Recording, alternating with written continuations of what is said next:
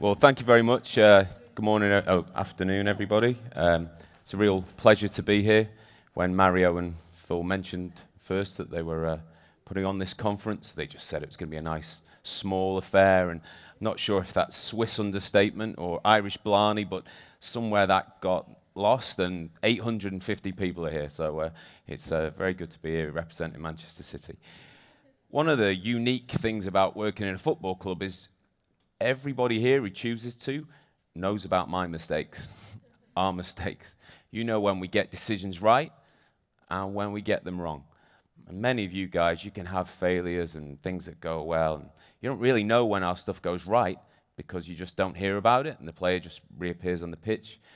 But the whole of football knows about it when it doesn't go very well. So I'm indebted to all of the previous speakers because they've all really teed up my talk really well. Each of them has introduced lots of different factors. So the transition to return to play is vast. I've decided to take it from a certain angle. For us, the transition to return to play really occurs at the moment of injury. So I'm taking return to play as being everything that occurs from injury.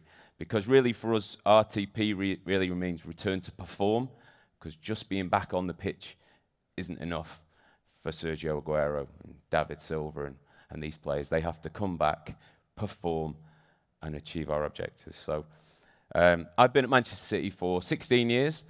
In that time, we've gone from being a club who would be delighted to be in the top half of the Premier League to being a club that's won a Premier League. Today is top of the Premier League, and our objectives are to win the Premier League and to win the Champions League. So that's our objectives. You've got to aim high. I can't believe he laughed, by the way. You know, we've already qualified for the next stage, and we go to Juventus this week.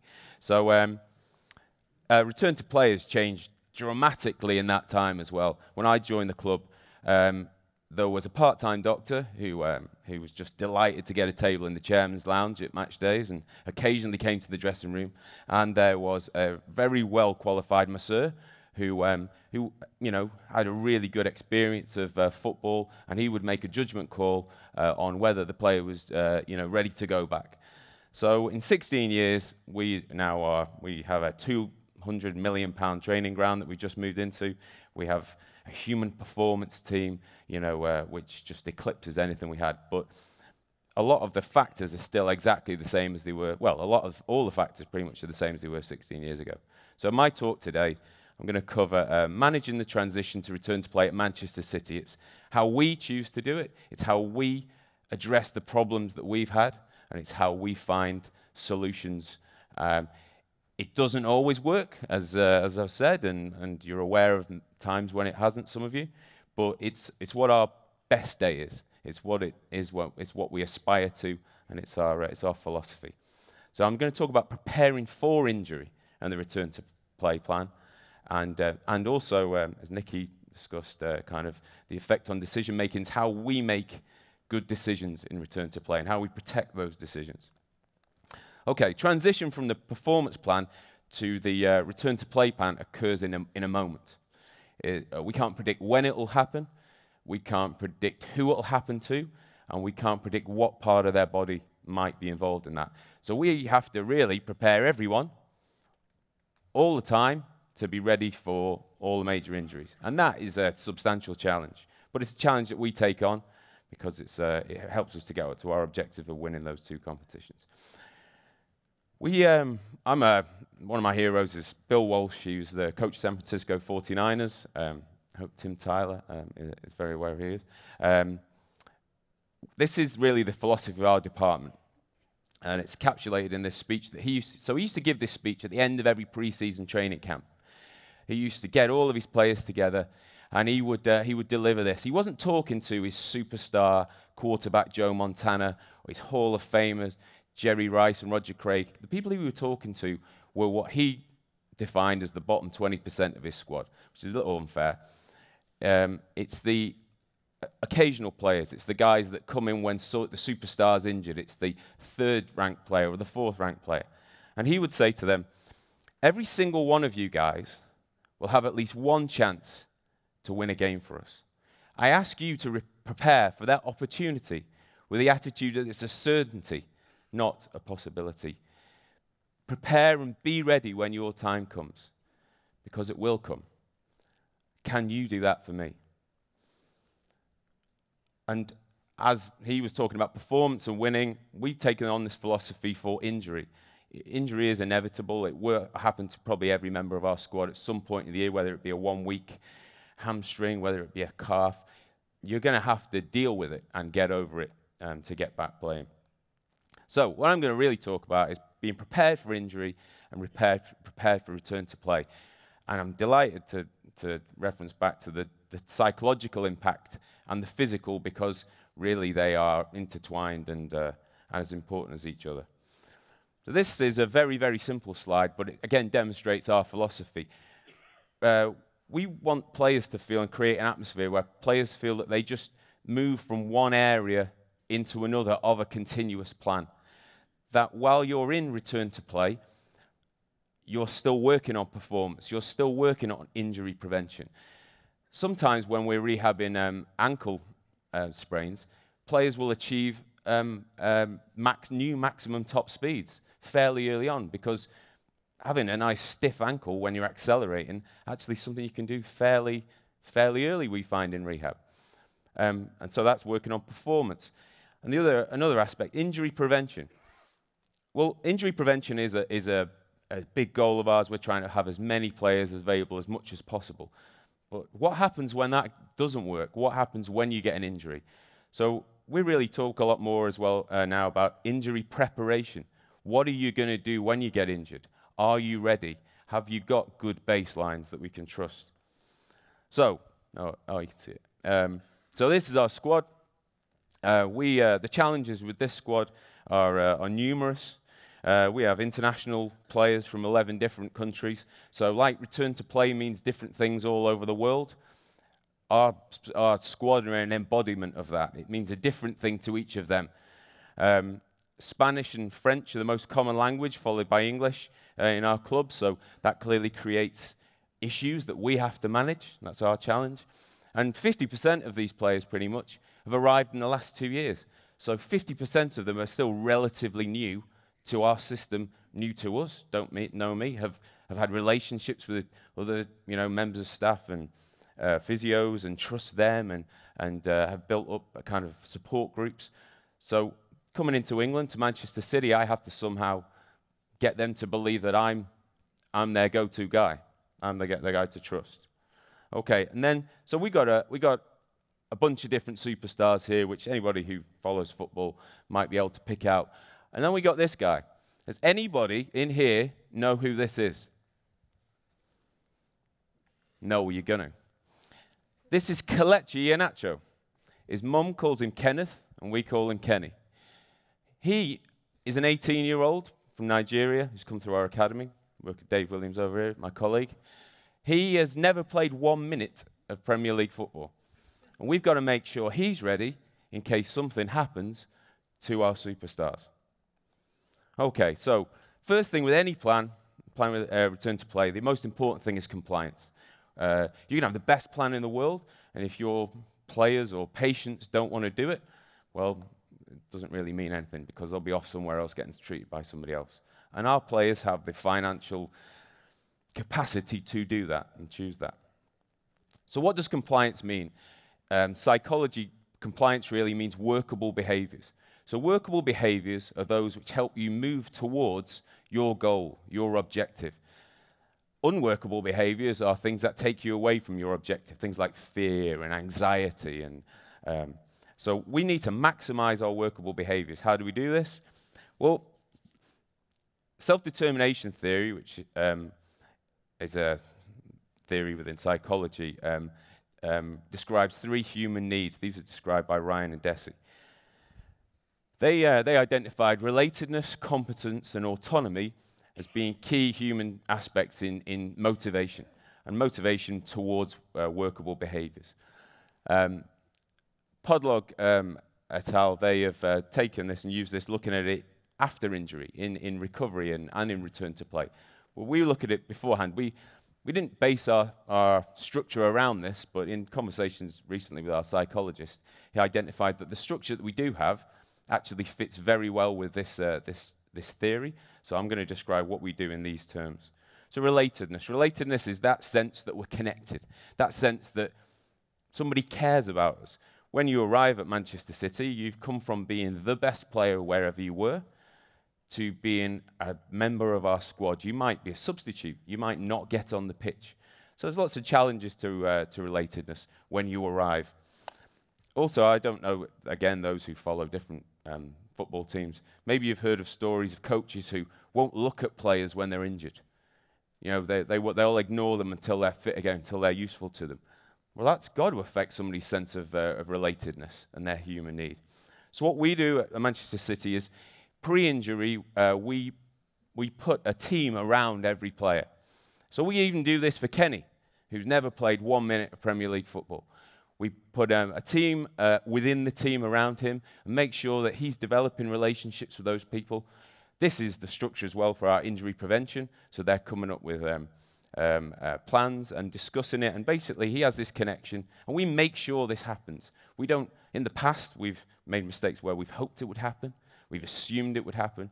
Well, we found to our fault that it didn't always happen, it doesn't always happen still, but this is our goal. So this is how we try to change that. Competence. So competence is that sense of mastery. Today is challenging my sense of competence like you wouldn't believe. This is so far out of my comfort zone, it's ridiculous. But our players are defined by their sense of competence. They're known for it. They're world famous for it. Their whole status depends on it. Again, when they join a team where they've come from being the best to becoming a member of a squad, that challenges their sense of competence, of who they are in the world, of how people think of them. So you can imagine injury challenges their competence even further. It makes them feel very vulnerable. Okay? And then we ask them to do tests and things that they're not used to. So we know what the most common injuries are in football from the excellent work that Jan Ekstrand and his team do. And we know the injuries that we have, so our injuries don't quite reflect Jan Ekstrand's work. We tend to have more calf injuries than adductor injuries. But we know what we need our players to be competent in and competent at. We identify, and these are just examples, and you'll all have your own examples. Like the last speaker said, there are lots of different tests that you can choose. Whichever tests you choose, what is my belief is you need to make sure that your player is competent at those. So it's common in football for the first day after pre-season for a team to have a testing day. That they're given 1 day where you can do all your testing. So that tends to be the first day everybody comes back from holiday. Now, I don't know about everybody here, but the first day I'm back from holiday, I'm looking if I can find my desk. Never mind perform a maximal isokinetic eccentric hamstring test at 300 degrees per second. So we've got to give players chance to become competent, because surely it's competent baselines that we want rather than snapshots of 1 day after your holiday. So we need to get competent, and then we need to assess that. This is probably, I think, one of the best examples we have of excellent research giving us a strong suggestion that something will work and it not being implemented across the sport. And if you're wondering, I think we are one of the teams that do not use this program. The program was devised in 2001, and the world of football's changed a lot since then. 10-week program. Well, we are flying to Australia after 2 days. This season. We played our first game after 5 days. We played Real Madrid, in Melbourne at the MCG after about 2 weeks. So to fit in a very demanding eccentric program at the same time is very challenging. And obviously teams make a lot of excuses, and I am. But we need to find maybe the Nordic program Mark II or 2.0.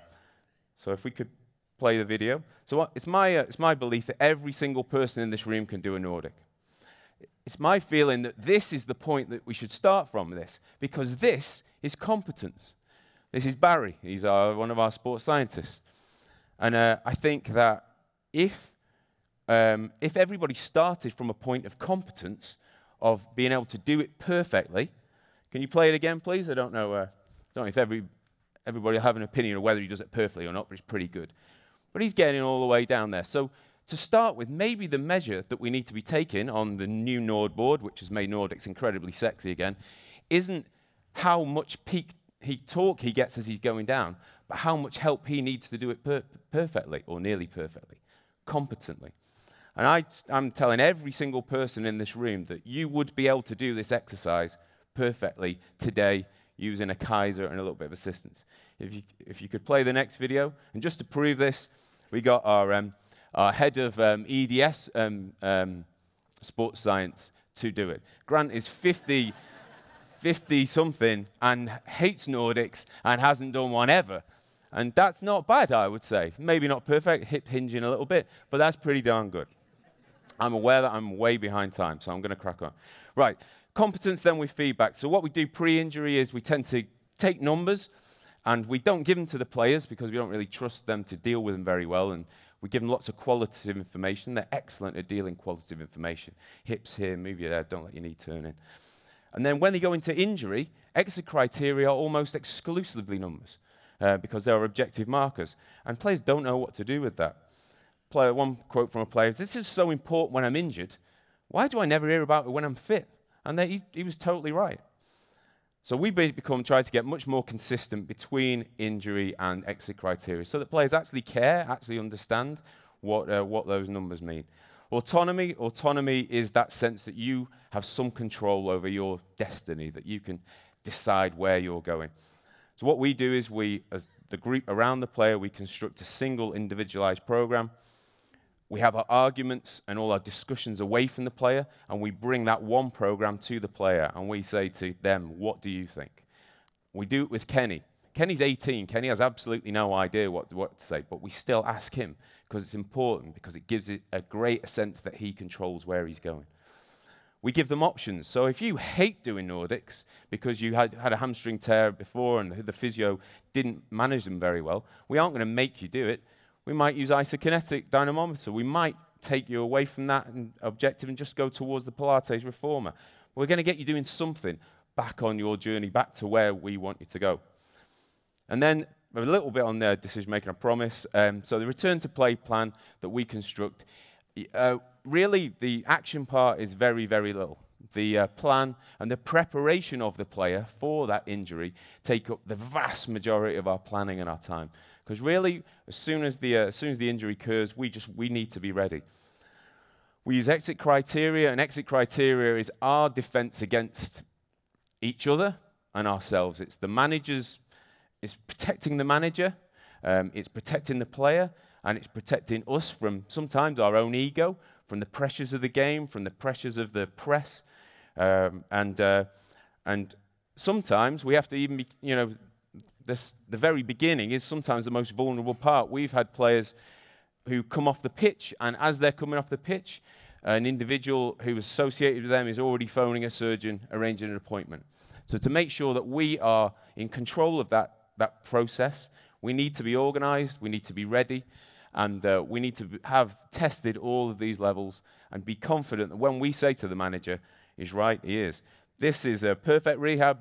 This doesn't happen very often, as anybody who works with athletes knows. Sometimes this happens.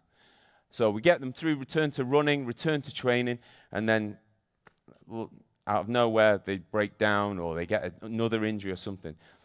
Our exit criteria is a roadmap. It allows us to go back to the plan and understand where we are, not have to go all the way back to the start. We get to say, right, you are still here. We are still going in the right direction.